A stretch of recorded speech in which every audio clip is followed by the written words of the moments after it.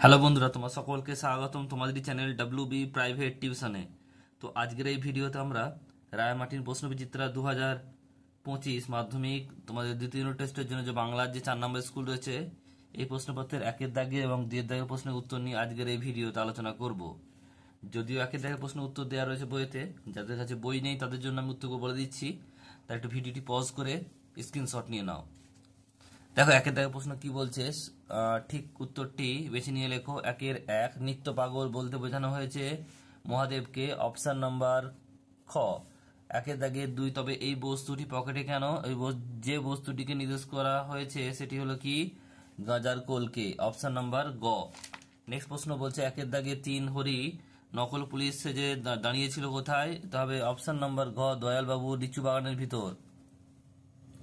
একের দাগের চার কি বলছে দেখো, একের দাগের চার বলছে যে উপমান ও উপমেয় অভেদ হয়, উত্তর হবে রূপক। অপশন নাম্বার গ, রূপক কর্মধারায় সমাসে। নেক্সট প্রশ্ন বলছে একের দাগের পাঁচ, তোরা সব জয়ধ্বনি কর। জয়ধ্বনি নিচে রয়েছে দেখো দাগ রয়েছে, বলছে রেখাঙ্কিত পদটি কি? এটা হবে মধ্যপদলোপী কর্মধারায় সমাস। দুয়ের দাগে বলছে কম বেশি 20টি শব্দের নিচে প্রশ্নের উত্তর দাও। দুয়ের দাগের একেরটা বলছে পরম সুখ কাকে বলে জানেন? বক্তা পরম সুখ বলতে কি বুঝিয়েছেন? উত্তরটা লিখবে, দেখে নাও। এটা খুবই ইম্পর্টেন্ট প্রশ্ন, এখানে আমি স্টার মার্ক করলাম। খুবই ইম্পর্টেন্ট প্রশ্ন কিন্তু এটা।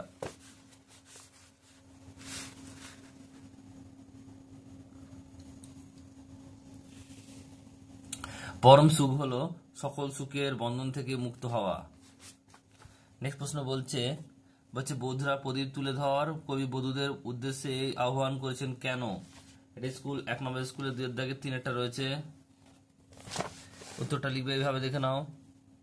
ভয়ঙ্কর রূপ আশা সুন্দরকে বরণ করে নেওয়ার জন্য।